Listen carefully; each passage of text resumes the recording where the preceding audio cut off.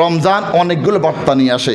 রমজান হেদায়েতের বার্তা দেয়, রমজান রহমতের বার্তা দেয়, রমজান নাজাতের বার্তা দেয়, রমজান মাগফিরাতের বার্তা দেয়, রমজান পরিবর্তনের বার্তা দেয়। এ কারণে যখন রমজান আসবে, কোনো একটা ভাই হয়তো অন্য মাসে নামাজে আসতো না, মসজিদে আসতো না, ফজর পড়তো না, জোহর পড়তো না, আসর পড়তো না, মাগরিব এশা পড়তো না, জুমা পড়তো না, রমজান এসেছে সে মসজিদে আসা শুরু করেছে। তাই সে তার ফজর ঠিক করেছে, জোহর ঠিক করেছে, আসর ঠিক করেছে, মাগরিব এশা ঠিক করেছে, ঠিক মতো পড়ছে। আপনি তাকে তিরস্কার করবেন, ভৎসনা করবেন, ইস নতুন মুসল্লি হয়েছে, এতদিন দেখি নাই, আজকে নতুন করে আসা শুরু করেছে। এভাবে কোনো বান্দা বান্দিকে ভৎসনা করা যাবে, তিরস্কার করা যাবে, খোঁচা দেওয়া যাবে?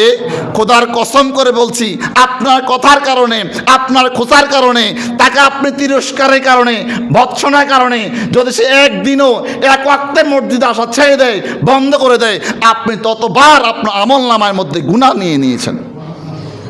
আপনার কারণে যেই বান্দা মসজিদে আসা ছেড়ে দিবে, ভালো কাজ করা ছেড়ে দিবে, হোক না সে 1 বছর 300 দিনে 365 দিন সে গুনাহ করেছে, একদিন তো ভালো করেছে, একদিন তো ভালো করেছে, তার গুনার আমলনামা তার কাছে জমা হয়েছে।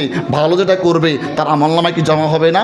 প্রশ্ন হচ্ছে, যদি আপনি তাকে খোঁচা দেন, বারবার বলেন, ইস নতুন মুসল্লি, আহারে এতদিন দেখি নাই, আজকে পাক্কা মুসল্লি, টুপি দিয়ে তসবিহ নিয়ে প্রথম কাতারে এসে বসে গেছে, ও ভাই তোর মতো পোল্ট্রি বাস্তা আমি আর দেখি নাই।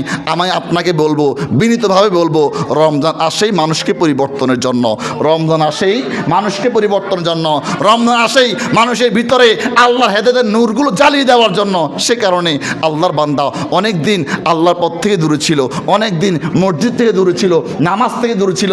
রমজান এসেছে, রমজান তাকে আবার মসজিদমুখী বানিয়ে দিয়েছে। কারণ আল্লাহ যে বলেছেন, রসুল পাক যে বলেছেন, রমজান যখন আসবে আমি আল্লাহ শয়তানগুলোকে বন্দি করে দিব, আমি আল্লাহ খারাপ জিনগুলোকে বন্দি করে দিব। তা আল্লাহ তাকে তৌফিক দিয়েছেন, এতদিন পর্যন্ত সে আল্লাহর ঘরে আসতে পারে নাই, ভালো কাজ করতে পারে নাই, আল্লাহ এখন তার জন্য কবুল করেছেন, সে এখন মসজিদে আসা শুরু করে দিয়েছে। এই কারণে তিরস্কার করা যাবে, ভৎসনা করা যাবে।